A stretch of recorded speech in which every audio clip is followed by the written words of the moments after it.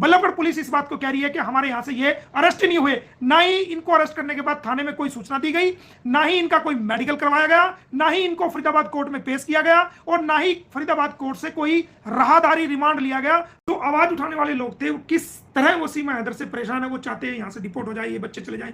तो ये पूरा देश चाहता है, पूरा पाकिस्तान के लोग चाहते हैं, पूरे दुनिया के लोग चाहते हैं कि ये यहां से चली जाए।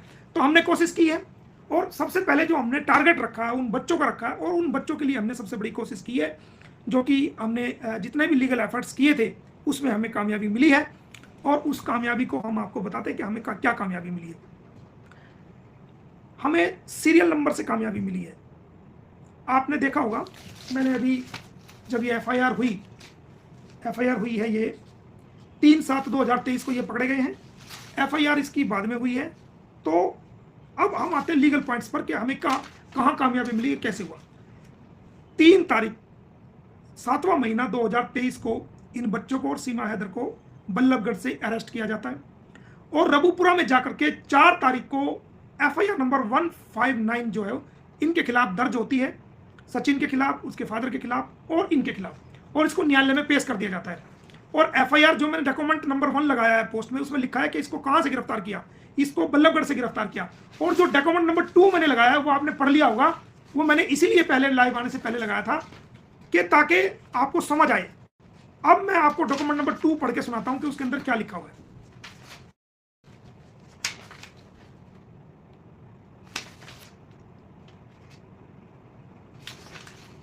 ये देखिए डॉक्यूमेंट नंबर 2 जो मैंने अभी लाइव आने से पहले पोस्ट किया है। थाना आदर्श नगर, जिला फरीदाबाद, बल्लभगढ़।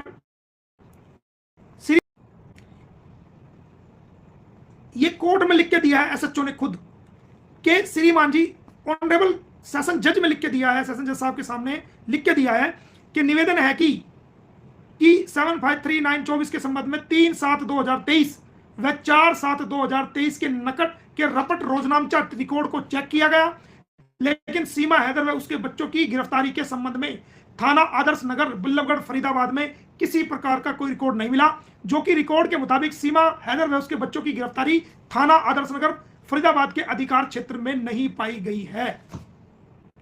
मतलब एफआईआर में रबूपुरा पुलिस लिखती है कि इसको हमने बल्लभगढ़ से गिरफ्तार किया, और बल्लभगढ़ की पुलिस लिख के देती है कि जी हमारे क्षेत्र से सीमा हैदर की कोई भी गिरफ्तारी, सीमा हैदर और उसके बच्चों की कोई भी गिरफ्तारी नहीं हुई है।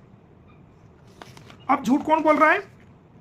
रबूपुरा पुलिस एफआईआर में लिख रही है कि बल्लभगढ़ से गिरफ्तार किया, बल्लभगढ़ की पुलिस बाकायदा कोर्ट में एफिडेविट दे रही है, स्टेटमेंट ऑन ओथ दे रही है, वो एफिडेविट ही होता है, और लिख के अंडरटेकिंग दे रही है, मोहर मार के जी सीमा हैदर यहां से गिरफ्तारी नहीं हुई।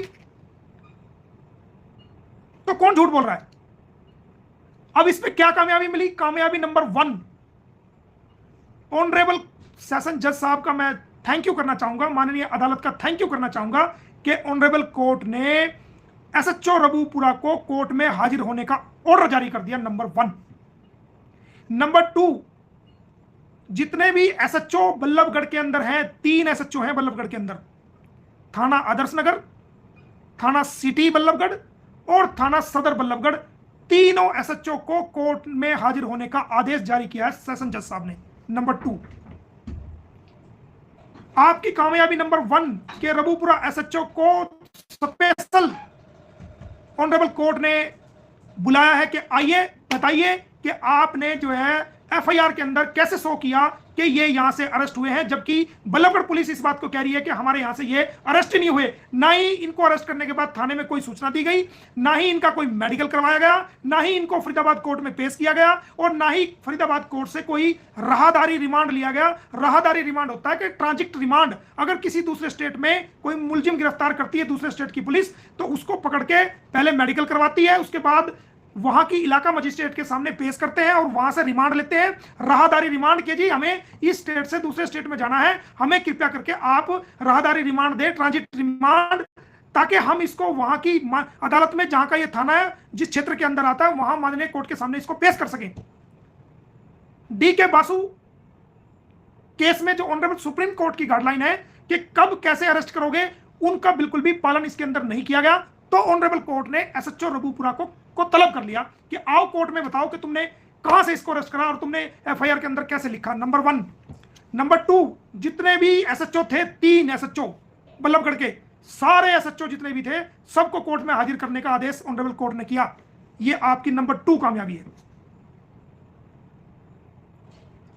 नंबर 3 की कामयाबी मैं आपको बताता हूं कि जो चाइल्ड वेलफेयर ऑफिसर अधिकारी हर जिले के अंदर होता है, अगर 6 साल 7 साल से नीचे नाबालिग बच्चों के साथ वो अरेस्ट होते हैं, उनके साथ कोई अनहोनी होती है या कुछ भी होता है, तो जो चाइल्ड वेलफेयर ऑफिसर होता है उसकी जिम्मेदारी होती है पूरे जिले की कि बच्चों के साथ कोई अनहोनी ना हो जाए, कोई गलत काम ना हो जाए, पुलिस कोई गलत काम ना कर दे, कोई एजेंसी कोई गलत काम ना कर दे। तो उनके प्रोटेक्शन में ही मेडिकल होता है, उनके प्रोटेक्शन में ही वो कोर्ट में पेश होते हैं।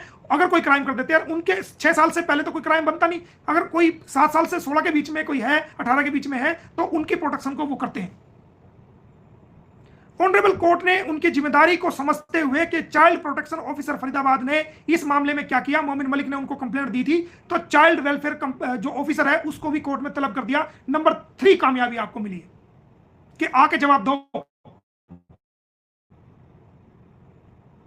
बताओ इस मामले में क्या हुआ है। जब ये बच्चे यहां से पकड़े गए थे तो आप कहां पर थे, आपको कंप्लेंट दी गई तो आपने क्या कार्रवाई करी, आप बच्चों से जाके वहां पर क्यों नहीं, आपने जाके उनका हालचाल क्यों नहीं जाना। वो सारी बातें हम पूछेंगे और वो सारी बातें कोर्ट के सामने उनको जवाब देना पड़ेगा। नंबर 3। नंबर 4, जो हर जिले के अंदर एक कमेटी होती है, चाइल्ड वेलफेयर कमेटी, जो बच्चों को, जो लावारिस बच्चे होते हैं या कुछ ऐसे बच्चे जो पकड़े जाते हैं नशे में, आवारा घूमते हुए, भीख मांगते हुए, या कोई भी लावारिस किस्म के लोग, या कोई ऐसे जिनका कोई घर ठिकाना नहीं होता, या जिनका कोई लीगल मैटर होता है, या कोई इलीगल तरीके से कोई भारत में आ जाता है, चाहे वो किसी भी देश का है, ऐसे बच्चों को जो CWC जो देखती है, चाइल्ड वेलफेयर कमेटी, उनको भी जो है उनकी जिम्मेदारी को सौंपते हुए उनको भी ऑनरेबल कोर्ट ने ये बाकायदा आदेश दिया है कि सीमा हैदर, गुलाम हैदर के जो 4 बच्चे हैं उनकी मेडिकल रिपोर्ट, उनको उनकी मेडिकल करा करके उनकी मेडिकल रिपोर्ट कोर्ट में पेश की जाए, मेडिकल रिपोर्ट के साथ वो कोर्ट में पेश हों।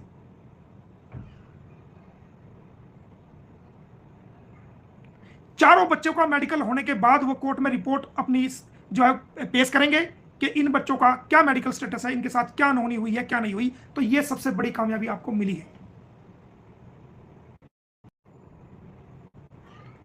नंबर 5, गुलाम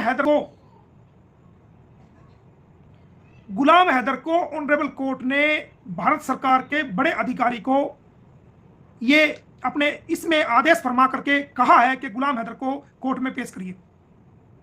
जो विदेश मंत्रालय के बड़े अधिकारी हैं उनको बाकायदा आदेश फरमा करके जो है वो भेजा है कि गुलाम हैदर को सेशन कोर्ट में पेश करिए ताकि वो अपनी बात को यहां पर रख सके। ये आपको 5 नंबर कामयाबी मिली है आपको। और दोस्तों,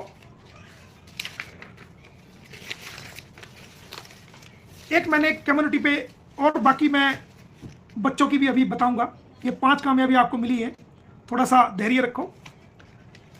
जो मैंने डॉक्यूमेंट नंबर 3 लगाया है उसके बारे में भी मैं आपको बता देता हूं। जो डॉक्यूमेंट नंबर 3 लगाया,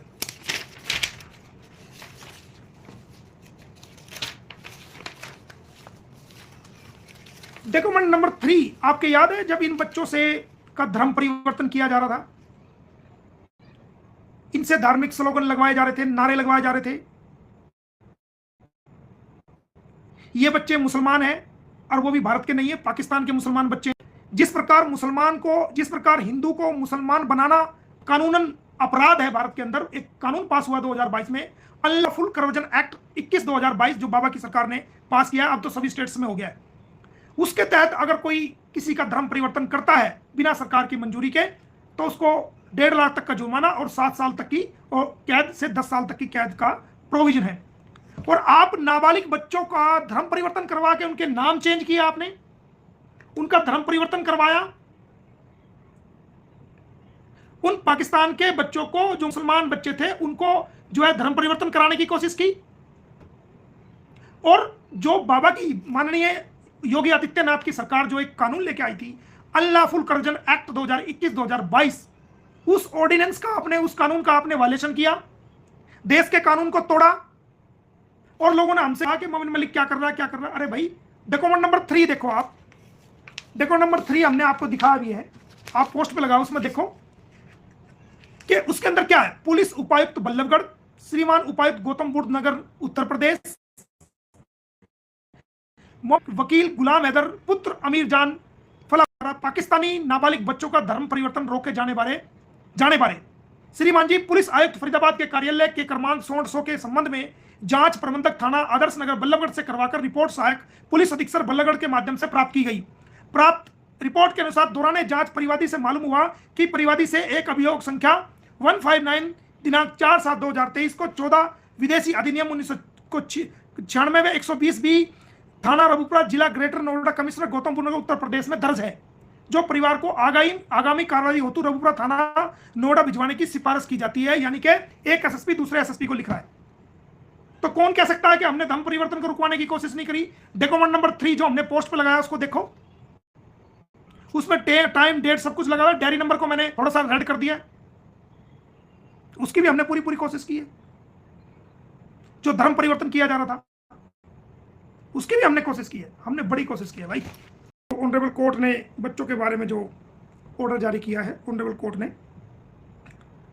कोर्ट में ने चारों बच्चों को, जो गुलाम हैदर के 4 बच्चे हैं, उन चारों बच्चों को सरकार को, हमारी हरियाणा सरकार के कंसर्न अधिकारी को यह आदेश दिया है कि चारों बच्चों को कोर्ट में हमारे सामने पेश करो। ये सबसे बड़ी कामयाबी आपको मिली है 3 साल से में अब तक की सबसे बड़ी कामयाबी यह है कि गुलाम हैदर के चारों बच्चों को सेशन न्यायालय, माननीय सेशन न्यायालय में जो कंसर्न अधिकारी है हमारी हरियाणा सरकार के, उनको यह आदेश दिया है कि इन चारों बच्चों का मेडिकल करवाओ, उनके मेडिकल की रिपोर्ट पेश करो और चारों बच्चों को माननीय अदालत में पेश करो। और पेश करने के बाद जो प्रोसीडिंग हम करेंगे यहाँ से, जो भी हम यहाँ से करेंगे, उसके बाद इन बच्चों को डिपोर्ट के आदेश होने की पूरी संभावना है और यहाँ से डिपोर्ट की कार्रवाई को फिर आगे बढ़ाएंगे। चारों बच्चों को माननीय अदालत में पेश करने के आदेश, मैं शुक्रगुजार करना चाहूंगा माननीय अदालत का कि गुलाम हैदर के चारों बच्चों को माननीय अदालत में पेश करने के आदेश जारी हो चुके हैं। आदेश की कॉपी मेरे पास है, मैं कहोगे तो कम्युनिटी पे भी लगा दूंगा और नहीं जिसको चाहिए उसको दे भी दूंगा, कोई दिक्कत नहीं। तो इस कामयाबी के लिए आप सभी जो है बधाई के पात्र हैं। और ये कोशिश जो जैसे भी हमने की है, स्लो चाल में की है या तेज की है या मध्यम से की है, जैसे भी हमने कोशिश की थी उसमें हमें सबसे बड़ी ये कामयाबी मिली है।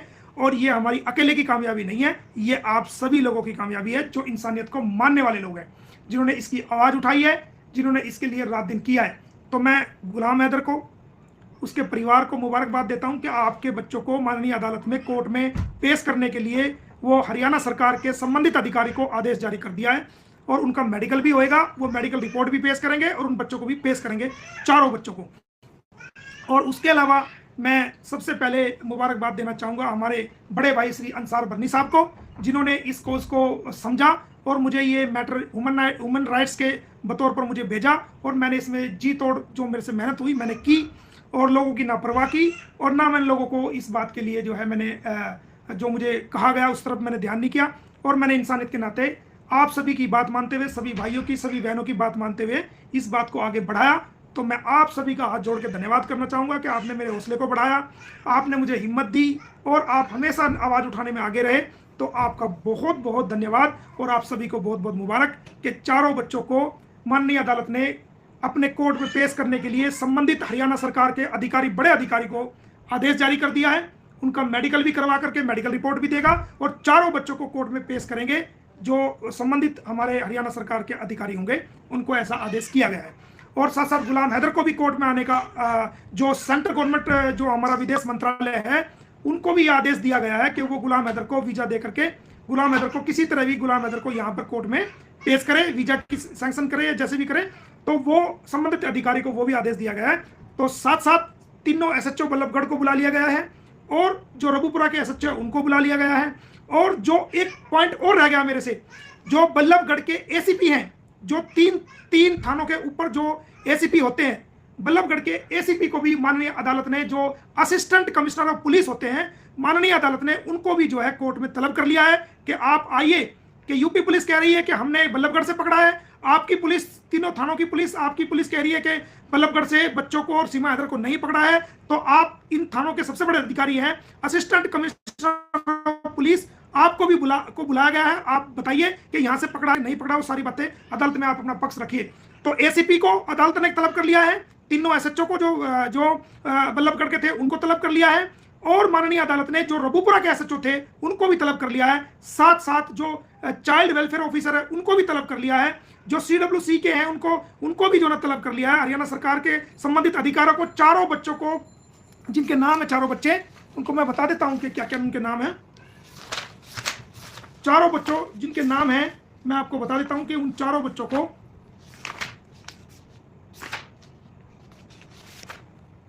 ये चारों बच्चों को तलब कर लिया है, जो कि उनके नाम इस प्रकार हैं कि हाँ, फरवा पुत्री गुलाम हैदर, और उसके बाद जो है फरवा के बाद फराह बातूल, और उसके बाद जो है लड़का है फरहान अली, और एक लड़की एक फरिया बातूल। इन चारों बच्चों को माननीय अदालत ने आदेश देकर कोर्ट में पेश करने का जो है आदेश दिया है संबंधित अधिकारी को, और इनके सारे मेडिकल टेस्ट होकर के वो सारे जो है माननीय अदालत में दिए जाएंगे। ये आपकी बहुत बड़ी कामयाबी है। एसीपी को भी बुला लिया, तीनों एसएचओ को बुला लिया, रबूपुरा के एसएचओ को बुला लिया, और जो चाइल्ड वेलफेयर अधिकारी उनको बुला लिया। और इन सब के लिए आपको मैं धन्यवाद देना चाहूंगा जो इस लड़ाई को लड़ रहे थे, जो यूट्यूब पे या किसी भी चैनल से या माध्यम से, फेसबुक से, कैसे भी इस आवाज को उठा रहे थे, उन सभी का धन्यवाद। और जिन लोगों ने आवाज उठाई उन सभी का धन्यवाद, जो नाम मैंने लिए उन सभी का धन्यवाद, जो रह गए हैं मैं उनके स्पेशल, जो रह जाएंगे मुझे पता चलेगा मैं उनका स्पेशल धन्यवाद दोबारा करूंगा। और आप सबको बहुत बहुत बधाई और बहुत बहुत मुबारकबाद। तो जैसे ही अदालत में बच्चे पेश होंगे, इनकी डिपोर्ट की कार्रवाई जो है वो चालू हो जाएगी और ये अपने मुल्क जाएंगे। आप सभी को बहुत बहुत धन्यवाद। और वो दिन भी आएगा कि ये बच्चे अपने डिपोर्ट में जाएं, डिपोर्ट होंगे यहाँ से, ये कार्रवाई आगे बढ़ गई है। और आप सभी को बहुत बहुत धन्यवाद। जब बच्चे ये कोर्ट में आएंगे तो सारी दुनिया अपना आप इनको देखेगी, जो माननीय अदालत ने इनको बुलाया है। तो आप सभी का बहुत बहुत धन्यवाद, थैंक यू। एक किंजा लड़की है, उसने भी आवाज कितनी उठाई है वहां से।